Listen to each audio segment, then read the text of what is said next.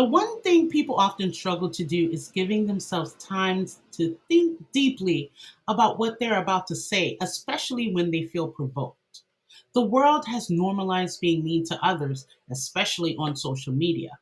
Others claim it's because they have the right to speak their mind, while others do it for clout. Almost everyone has uttered unkind words to others for what they thought was a justifiable reason. Often there is no regard to what this means or does to the other person on the receiving end. Just think about it. You're rushing, for example, to an interview and a careless stranger spills his or her coffee on you or steps on your shoes. Or you're waiting for your order, but the person responsible has seemingly forgotten and you have watched while he or she served five other people who came after you. Now, in this scenario, would you remain calm and wait for your turn, or would you let the server know how you feel in a not so nice way? You may never even get the chance, and it certainly would feel like being a doormat or going easy on someone for not letting them know, hey, you forgot me, or speaking your mind, as I said earlier. So, in today's video, we'll be looking at 7 main benefits of communicating clearly in everyday life.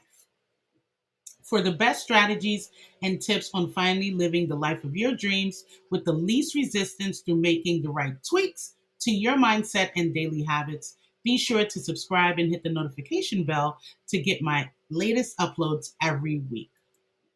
So let's get started.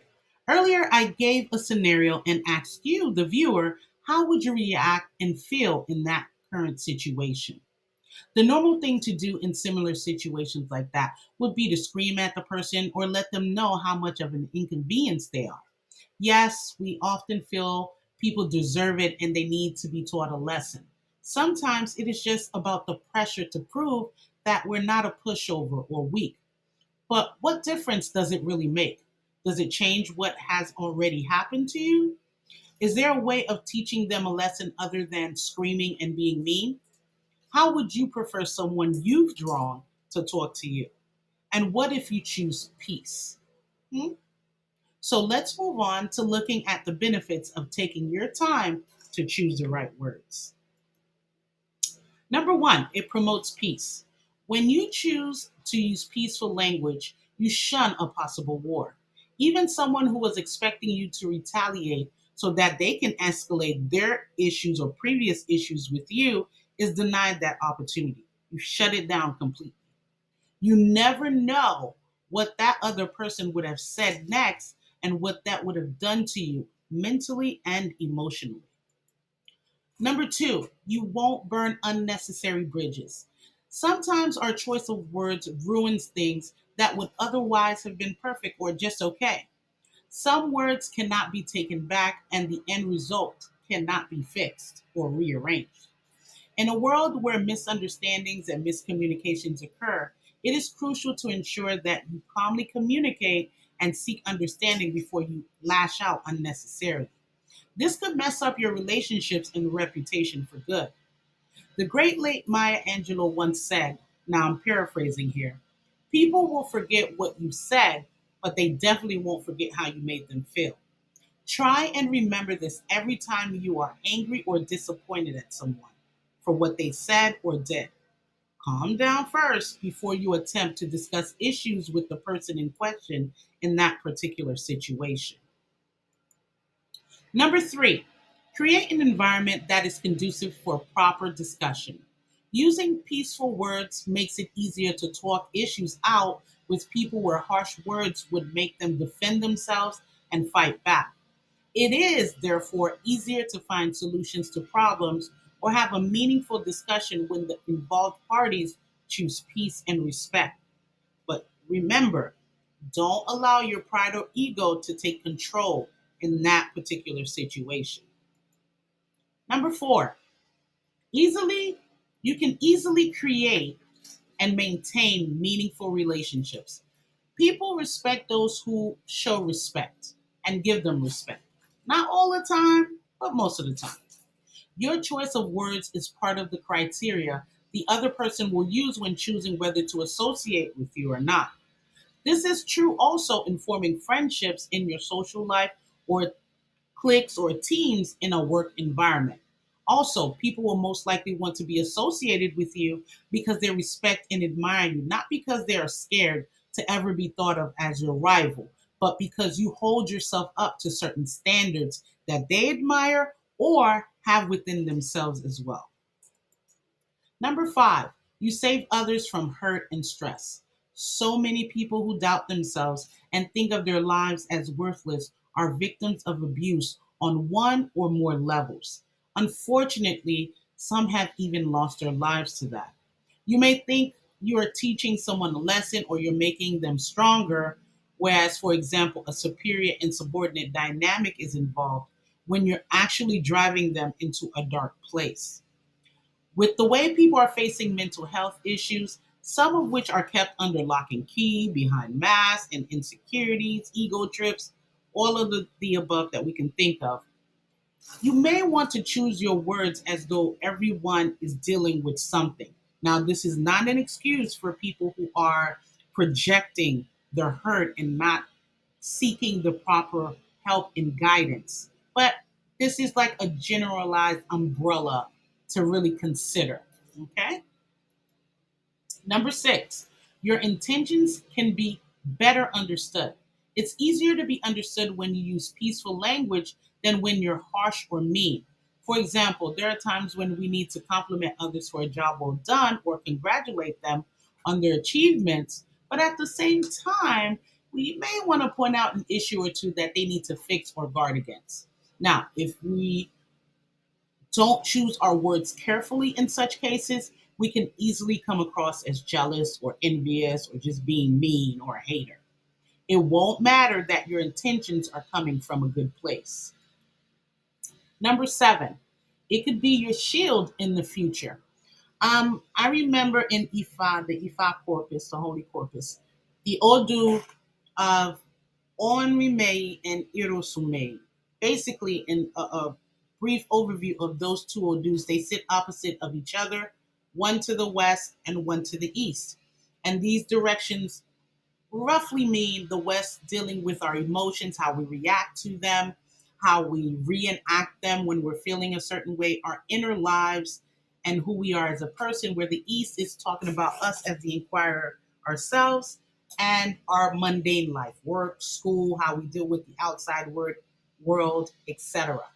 Now, the Bible says what connects these two odus is your maturity, okay? And your words also in Ikamei, which speaks of the controller, saying that your words can serve as your protection. I like to kind of connect certain odus to see what's the main ingredient. When we talk about maturity, we're not saying to be a pushover. Ifa is not saying to be a pushover. It's saying that you have to be the bigger person and remain calm and choose your words wisely. Okay? Because your words can serve as your protection. Hence, number seven. That way, you can be in a position of power and you can kind of direct the energy and the direction that that conversation will go from there on. And you also, Lucy Progreso, can also bring to light how that person is coming across. Because sometimes people don't really realize where they're swimming in the Nile River, which is in Egypt, how they're coming across. And most of the times I find out that most people say, well, several people have told me that and I don't see that.